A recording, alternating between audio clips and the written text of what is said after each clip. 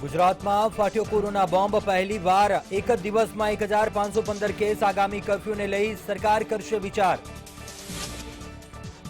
અમદાવાદમાં કોરોનાનું ડરામણું સ્વરૂપ 24 કલાકમાં રેકોર્ડ બ્રેક 373 નવા કેસ તો 34 દિવસ બાદ પહેલીવાર 5ના મોત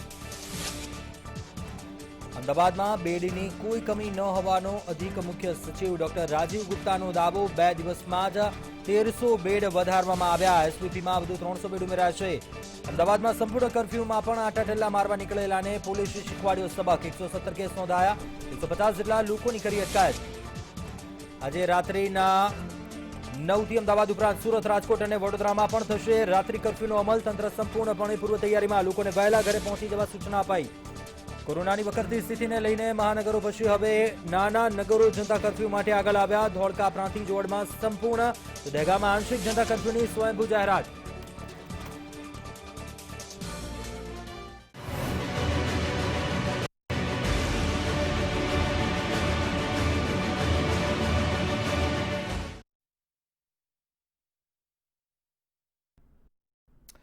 નમસ્કાર મંતવ્ય ન્યૂઝમાં આપનું સ્વાગત છે હું છું કુંજ અમદાવાદમાં 24 કલાક જેટલો સમય થવા આવ્યો છે કર્ફ્યુને લઈને જે સોમવારે સવારે 6 વાગ્યા સુધી રહેશે અને હવે વારો છે 1 કલાક જેટલા સમય બાદ 3 અન્ય મહાનગરો સુરત વડોદરા રાજકોટ ત્યાં પણ રાત્રિ કર્ફ્યુ અમલી બનશે એક તરફ સૌથી ચિંતાજનક આંકડો કોરોનાના કેસ જે સામે આવ્યા છે રાજ્યમાં એક તરફ સતત કેસ વધી રહ્યા છે અને છેલ્લા 2 દિવસથી જે પ્રકારે કોરોનાના કેસમાં અધધ વધારો જોવા મળી રહ્યો છે 4 મહાનગરોમાં ત્યારે સૌથી ચિંતાનો વિષય એ છે કે ક્યાંક લોકો પણ આખરે નિયમોનું પાલન કરે છે કે કેમ અને તંત્ર દ્વારા આખરે જે નિર્ણય લેવામાં આવ્યો છે કર્ફ્યુનો આખરે આ જ મુદ્દા પર આજે ચર્ચા કરીશું શું કર્ફ્યુથી ભાગશે કોરોના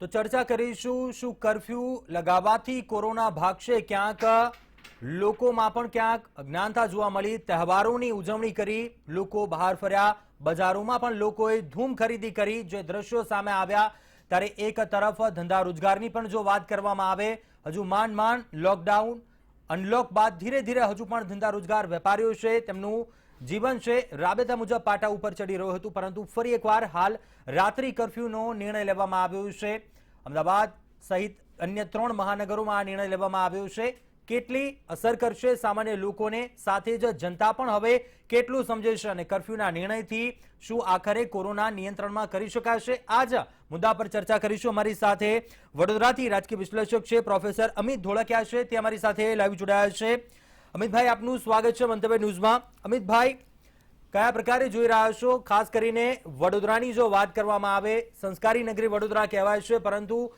નિર્ણય જે લેવામાં આવ્યો છે આજે કેન્દ્રીય આરોગ્યની ટીમે પણ વડોદરાની મુલાકાત લીધી પરંતુ છેલ્લા 2 દિવસથી ક્યાંક આંકડો જે સામે આવી રહ્યો છે હવે કોરોનાના કેસનો સતત ઉત્તર વધી રહ્યા છે રાત્રિ કર્ફ્યુના નિર્ણયને આપ કયા પ્રકારે જોઈ રહ્યા છો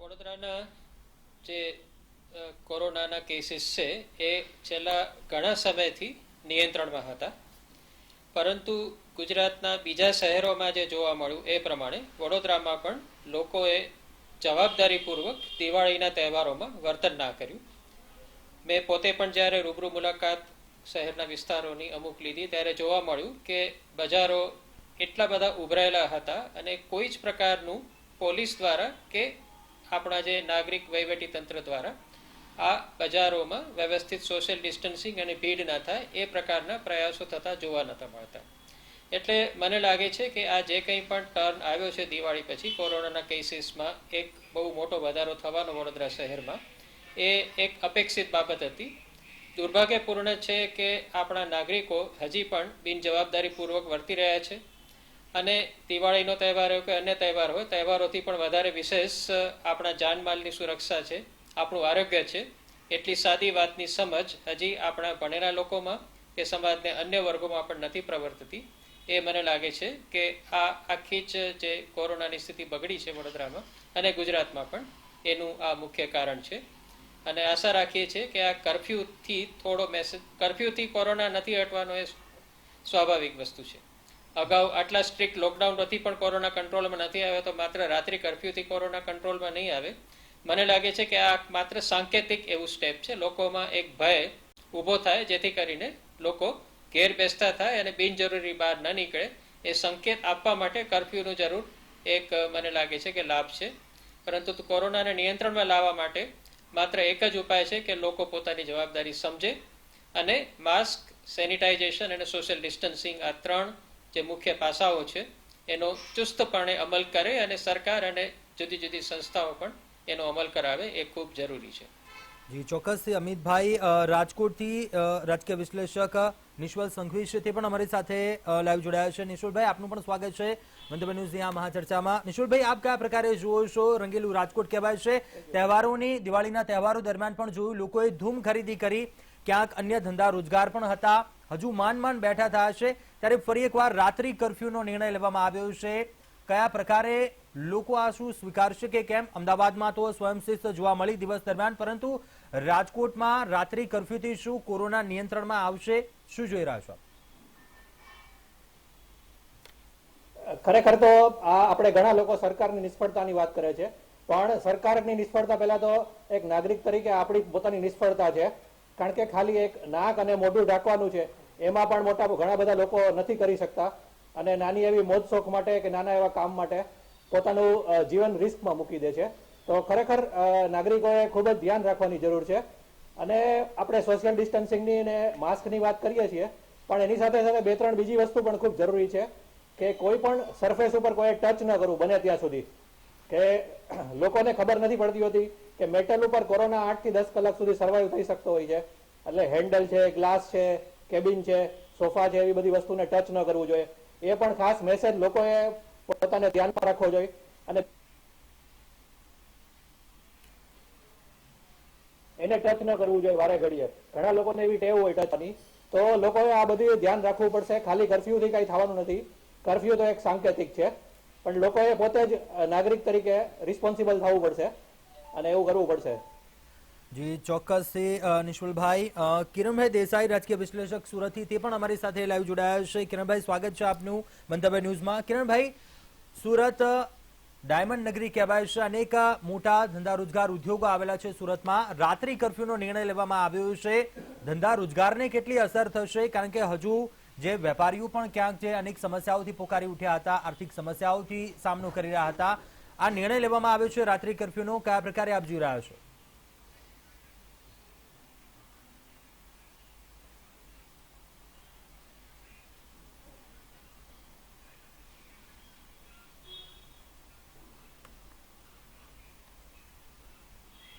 લાગે છે અવાજ નથી પહોંચી રહ્યો. અમિતભાઈ, આપની પાસે આવવા માંગીશ. અમિતભાઈ, આપ કયા પ્રકારે જોઈ રહ્યા છો? આજે કેન્દ્રીય આરોગ્યની ટીમ પણ વડોદરા આવી હતી. તમામ એક તરફ મુદ્દાઓને લઈને જે વાત કહેવામાં આવી રહી છે કે હાલ હજુ કંટ્રોલમાં છે, પરંતુ આગામી સમયમાં ક્યાંક કોરોનાનું સંક્રમણ વધુ ન ફેલાય તેના તકેદારીના ભાગરૂપે આ પગલાં લેવામાં આવી રહ્યા છે. શું આપને લાગી રહ્યું છે કે આ પગલાં છે, રાત્રિ કર્ફ્યુનો નિર્ણય છે, અથવા તો કોઈ ચોક્કસ નિયંત્રણ લાગવામાં આવતું હતું, તહેવારો પહેલા કોઈ ચોક્કસ નિર્ણય કરવામાં આવ્યો હોત તો સારું હોત?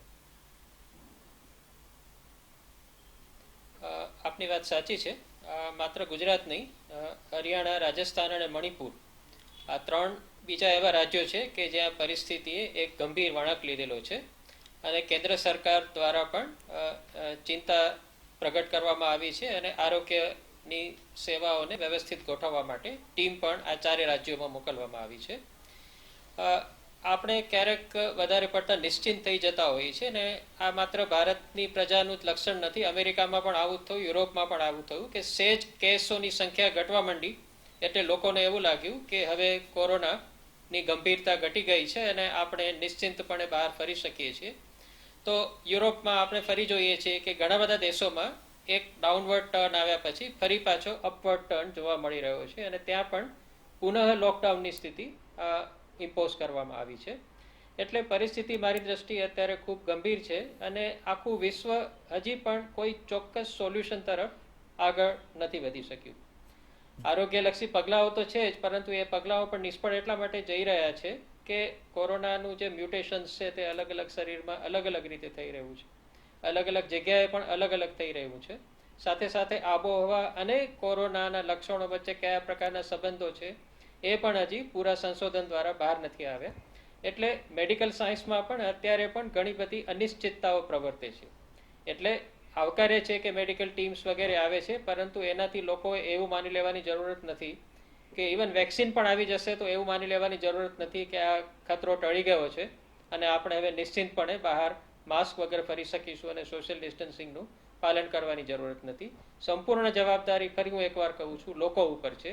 સરકાર એક એક વ્યક્તિની પાછળ એક એક પોલીસને ક્યારે પણ ગોઠવી નહીં શકે.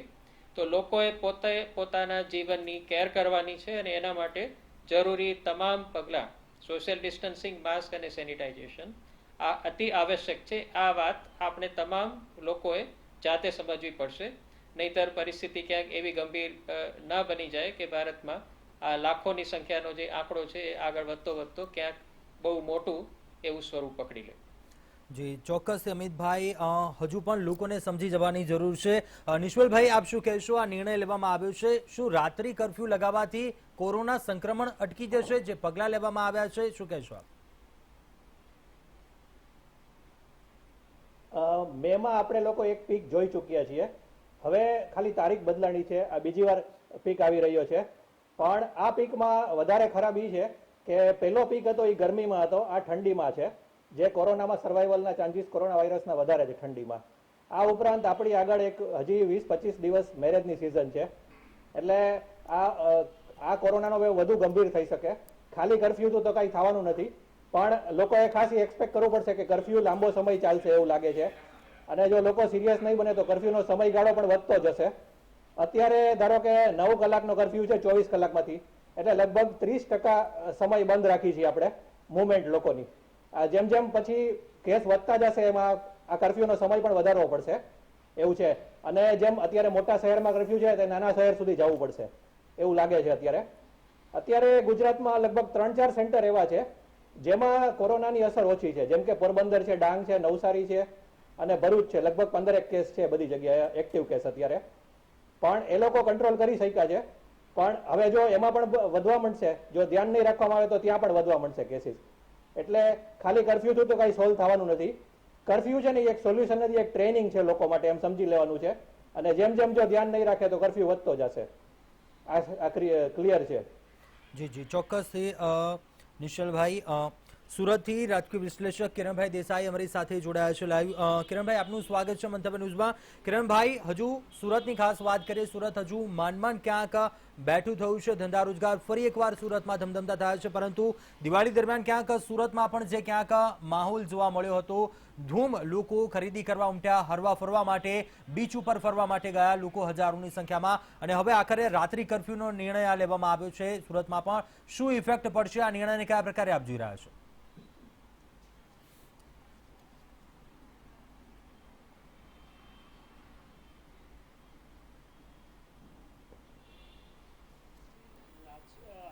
રાજધાની છે અને એની આર્થિક પ્રવૃત્તિઓથી જાણીતું છે, અને એની ઔદ્યોગિક પ્રવૃત્તિઓ, વાણિજ્યિક પ્રવૃત્તિઓ ઠપ થાય એ સુરતને પરવડી ના શકે. કારણ કે લાખો સ્થળાંતરિત શ્રમિકોની આજીવિકા આ પ્રવૃત્તિઓ પર આધારિત છે. એટલે આ કર્ફ્યુ કરવો કે પ્રવૃત્તિઓ પર પ્રતિબંધ લાદવાથી ખરેખર અર્થતંત્ર પર અને લોકોની આજીવિકા પર બહુ ગંભીરપણે અસર થઈ છે. એ વાત જે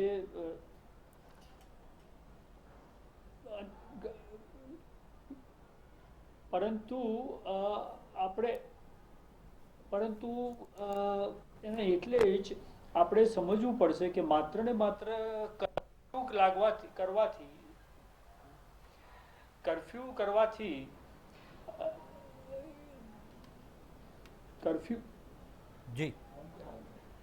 કરવાથી આ રોગ નિયંત્રણમાં આવવાનો નથી. આપણે તે માટે રાજ્ય અને નાગરિક સમાજ એ બંનેનું સંકલન જરૂરી છે. અને માત્ર ને માત્ર પ્રતિબંધો, ડૂઝ એન્ડ ડુ નોટ્સ, એનાથી આ રોગ નિયંત્રણમાં આવી ના શકે. એને માટે એક તો આપણી આરોગ્ય વ્યવસ્થાને આપણે સંકલિતપણે અને સુચારુપણે એનું વહન કરવું પડે, વહીવટ કરવો પડે. સૌથી મહત્વની વાત એ છે કે માત્ર ને માત્ર ગાંધીનગર અને દિલ્હીથી બ્લેન્કેટ નીતિ દ્વારા કોઈ પણ શહેરમાં આ રોગને નિયંત્રણમાં લાવવો અઘરો છે. જે તે શહેરના જે વહીવટકર્તાઓ છે, કલેક્ટર છે કે મ્યુનિસિપલ કમિશનર છે, તેને સુરત એટલે શહેરની જે સામાજિક આર્થિક તાસીર છે એને વિશે પૂરેપૂરી સમજ હોવી જોઈએ અને તેને આધારે જે તે શહેર પૂરતા તેણે પગલાં લેવા પડે.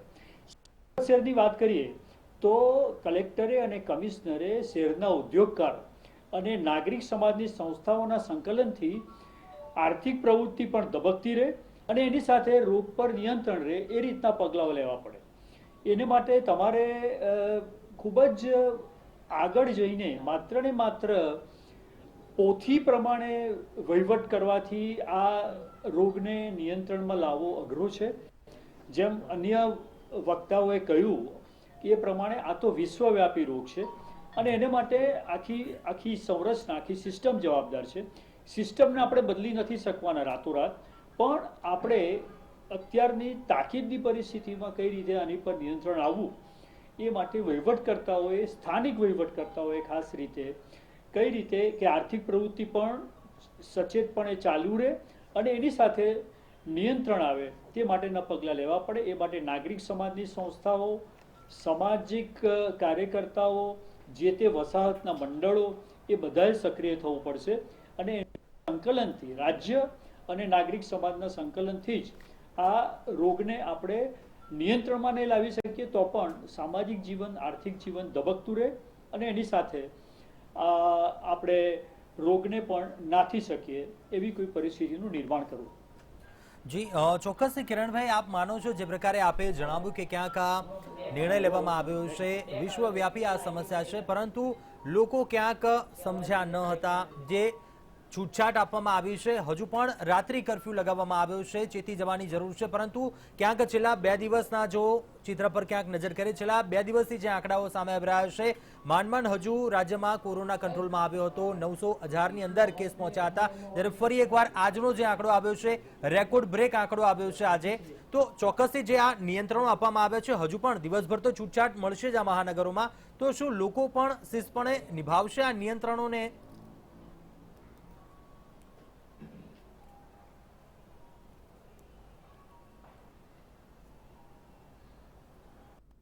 અત્યારે પરિસ્થિતિ એવી છે કે લોકો પર પણ એક પ્રકારનો ભય છવાયો છે.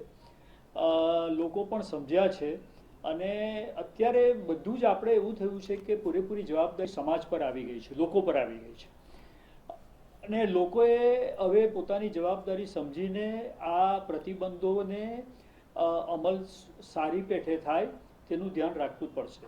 અને એ સિવાય પણ માત્ર ને માત્ર રાજ્યનો પ્રતિબંધ કે માત્ર ને માત્ર રાજ્યની ભૂમિકાથી કામ નથી ચાલવાનું. એટલે સમાજે, સામાજિક મંડળોએ, નાગરિક સમાજે પોતાની સક્રિયતા બતાવવી પડશે. આ બહુ અઘરી બાબત છે. આપણે ત્યાં એક બાજુ આ જ્યારે મુક્ત અર્થતંત્ર અને મુક્ત બજારની પરિસ્થિતિ છે ત્યારે લોકોને કહેવું કે તમે નિયંત્રણમાં રહો એ બહુ અઘરી બાબત છે, એ કોન્ટ્રાડિક્ટરી છે. પરંતુ જ્યારે રોગ આટલો વકરી ગયો છે અને લોકોની જાન અને લોકોને સ્વાસ્થ્ય પર ગંભીર ખતરો ઊભો થયો છે ત્યારે લોકોએ ખરેખર હવે પોતાનું સ્વાસ્થ્ય, પોતાની પ્રાણ, જાનની હવે જાતે જ કાળજી રાખવાની જરૂર ઊભી થઈ છે. પરંતુ પાછું એની પર એક બાબત પર અધોરેખિત કરવા માગું છું કે આર્થિક પ્રવૃત્તિ, આજીવિકાની પ્રવૃત્તિ બંધ કરવી આપણને, આ સમાજને હવે પરવડી ન શકે, કારણ કે લોકોના અસ્તિત્વને માટે આ ખતરો છે. એટલે બંને તરફનો ખતરો છે. આ એક તરફ જાનનો ખતરો છે રોગને કારણે, બીજી બાજુ આર્થિક પ્રવૃત્તિ બંધ થાય તો આજીવિકા બંધ થાય અને એ પણ એક જાતનો એક ખતરો છે બહુ મોટી પ્રજા માટે. એટલે આ એક બહુ મોટું વિશેષ સંકટ છે, અસાધારણ સંકટ છે અને રાજ્ય અને સમાજે સંકલન કરીને આ સંકટ સામે આપણે કામ પાર પાડવાનું છે. અત્યારે તો આપણી પાસે આ પ્રતિબંધિત પગલાઓ છે, રાત્રિ કર્ફ્યુના એવા પગલાઓ જ છે, પરંતુ એનાથી કામ નથી પૂરું થવાનું. આપણી પાસે સુચારુ આરોગ્ય વ્યવસ્થા, રાજ્યની આરોગ્ય વ્યવસ્થા, ખાનગી નહીં પરંતુ રાજ્યની ખાનગી આરોગ્ય વ્યવસ્થા ખૂબ જ સુવ્યવસ્થિત કરવી પડશે, આધાર સંરચના સુવ્યવસ્થિત કરવી પડશે અને લોકો સુધી પહોંચવું પડશે રાજ્યે, તો જ આ રોગને આપણે કંઈક અંશે નાથી શકીશું. જી જી ચોક્કસથી અમિતભાઈ આપને પૂછવા માંગીશ, હજુ માંડ આ પ્રકારે કંટ્રોલમાં આવ્યા હતા કેસ, પરંતુ હાલ હજુ પણ દિવસભરમાં તો છૂટછાટ મળવાની છે અને છેલ્લા ઘણા સમયથી આપણે જોતા આવ્યા છીએ માર્ચ મહિનાથી જ્યારે આ નિયમો પીએમ મોદી દ્વારા પણ કહેવામાં આવ્યું કે સેનેટાઇઝર, માસ્ક છે, સોશિયલ ડિસ્ટન્સ, 2 ગજ કી દૂરી રાખો, પરંતુ તો પણ મેળાવડા થતા આવ્યા, લોકો તો પણ ક્યાંક ભાન ભૂલી ગયા અને છેલ્લા કેટલાક દિવાળીના તહેવારો ઉજવણી દરમિયાન પણ જોયું કે લોકો ક્યાંક ભૂલી ગયા કે હજુ કોરોના આપણી વચ્ચે જ ગયો નથી, પરંતુ આ જે છૂટછાટ આપવામાં આવી છે તેને શું હજુ પણ ક્યાંક લોકો સમજશે કે હજુ ખરેખર ખતરાની ઘંટડી વાગી ચૂકી છે? મહાનગરોમાં આજે પણ જે કેસ આવ્યા છે 3 ડિજિટમાં સામે આવ્યા છે, 100 કરતા વધુ કેસ સામે આવ્યા છે વડોદરામાં પણ. આપે બહુ સાચી વાત કરી. જ્યાં સુધી અમલ નહીં થાય વહીવટી તંત્ર દ્વારા, માત્ર અપીલ દ્વારા, માત્ર લોકોને ટહેલ કરવાથી મને નથી લાગતું કે આ પરિસ્થિતિ નિયંત્રણમાં આવશે. કોરોનાના છેલ્લા 6 મહિનાનો જે કંઈ પણ ગાળો છે એમાં આપણે જોઈએ છીએ કે અમલીકરણ છે એ ક્યાંક સંતોષકારક નથી રહ્યું. આપણે રસ્તામાં લારીઓ ઉપર જોઈએ છે તો હજી પણ ઘણી બધી જગ્યાએ લારીઓ રાત્રે પણ ત્યાં એક બહુ મોટી સંખ્યામાં લોકો ત્યાં ભેગા થતા હોય છે, મેળાવડાઓ થતા રહેતા હોય છે. અને એક સૌથી વધુ જે આશ્ચર્યજનક બાબત લાગી કે દિવાળી પહેલા આપણે ક્યાંક એવી જાહેરાત પણ જોઈ કે 23મીથી બધું જ હવે શરૂ થઈ જશે, શાળા, કોલેજો અને શૈક્ષણિક સંસ્થાઓ, જેને કારણે લોકોમાં ક્યાંક એવી ઇમ્પ્રેશન ફેલાઈ કે સરકાર જ હવે તો એવું કહી રહી છે કે બધું સરખું છે, ચાલો બાળકો પણ શાળામાં જઈ શકે છે. તો મને લાગે છે આ એક જે એન્ટિસિપેશનની જે આપણી જે એક પ્રક્રિયા છે વહીવટી તંત્રમાં, એ પ્રક્રિયા ક્યાંક યોગ્ય રીતે નથી થઈ રહી. બીજું, આંકડાઓની માયાજાળ પણ એક બહુ મોટી આખી આ બાબતમાં નોંધપાત્ર વસ્તુ છે. સરકાર દ્વારા જે આંકડાઓ જાહેર કરવામાં આવે છે તે અને સાચા આંકડાઓ વચ્ચે કેટલો ગેપ છે એ લોકોને એક સંદિગ્ધતા રહેતી હોય છે. ખાનગી જે હોસ્પિટલો છે, ખાનગી લેબોરેટરીઝ છે, એમાં થતા જે ટેસ્ટ છે અને જે સરકારી તંત્ર દ્વારા જે આંકડાઓ બહાર પાડવામાં આવે છે તે એ એકબીજાની સાથે સુસંગત છે કે વચ્ચે કોઈ ગેપ છે? આ એક પ્રશ્ન હંમેશા લોકોને રહેતો હોય છે. મને લાગે છે કે સારી નીતિનું ઘડતર ત્યારે જ થઈ શકે જ્યારે તમામ આંકડાઓ પ્રમાણિકપણે સરકાર પોતાની વિચારણામાં પણ લે અને લોકોને પણ જાણ કરવામાં આવે, જેથી કરીને આગળની જે પણ સ્ટ્રેટેજી છે તે વ્યવસ્થિત રીતે રહી શકાય. સસ્તી લોકપ્રિયતાથી બચવું એ મને લાગે છે કે અત્યારે આદર્શ સ્થિતિ છે અને સરકાર દ્વારા મને એવું લાગે છે કે આ દિવાળી પછીની જે પરિસ્થિતિ છે એની ગંભીરતા સમજીને આગામી સમયમાં, આગામી સપ્તાહો અને આગામી મહિનામાં જો ચુસ્તપણે સરકારની તમામ માર્ગદર્શિકાનો જો અમલ કરવામાં આવશે તો જ મને લાગે છે કે આપણે કદાચ આ પરિસ્થિતિને પહોંચી વળી શકીશું. જી જી ચોક્કસથી. નિશિલભાઈ આપ બી શું કહેશો? રાજકોટની ખાસ વાત કરીએ, હવે અડધો કલાક જેટલો ક્યાંક હવે સમય બાકી રહ્યો છે રાત્રિ કર્ફ્યુને લઈને. રાજકોટના પણ રંગીલું રાજકોટ કહેવાય છે, રંગમાં ભંગ પડશે, પરંતુ શું જે શિસ્ત છે નિભાવશે રાજકોટવાસીઓ? હજુ પણ શું સમજવાની જરૂર છે? ખતરાની ઘંટડી વાગી ચૂકી છે, લોકો શું હજુ પણ સમજશે રાત્રિ કર્ફ્યુના નિર્ણયને જોતા? રાજકોટમાં 1 નવેમ્બર આસપાસ 60 જેટલા કેસ થતા હતા રોજ, જે અત્યારે 90 પહોંચી ગયા છે, જે દોઢા છે પહેલા કરતા 50% વધારે છે. એટલે લોકોએ તો સમજવું જ પડશે. રાજકોટમાં નાઇટ લાઈફનું કલ્ચર વધારે છે, રાત્રે 2-3 વાગ્યા સુધી લોકો ચા ને ગાંઠિયા ખાતા હોય છે. પણ આપણે આ કર્ફ્યુ એવું છે કે કર્ફ્યુથી ઘણા બધા લોકોની આજીવિકા પણ જતી રહે છે અને આપણને ખબર નથી કે આ કોરોના કેટલો સમય ચાલવાનો છે. તો સરકારે એવું કરવું પડશે, સરકારે અને લોકોએ કે ઇકોનોમિક સિચ્યુએશન અને કોરોના બંને વચ્ચે બેલેન્સ કરતા ચાલવું પડશે. એ બહુ મહત્વનું છે હવેના સમયમાં. અને સરકાર પાસે એક ટ્રેનિંગ છે, એક પીક ઓફ પીક કરવાની મેમાં. એ જ ટ્રેનિંગથી સરકારે ફરી વખત એ જ રીતે વધુ એગ્રેસિવલી કામ કરી અને આ પીકને પણ ઓફ પીક કરવો પડશે. જી જી ચોક્કસથી. કિરણભાઈ આપ શું અપીલ કરશો? લોકોને પણ થોડોક સમય બાકી છે, લોકોને શું હજુ પણ સમજી જવાની જરૂર છે? લોકો ક્યાંક છેલ્લા કેટલાક દિવસો દરમિયાન ભૂલી ગયા હતા કે કોરોના હજુ આપણી વચ્ચે છે. શું અપીલ કરશો લોકોને આપ?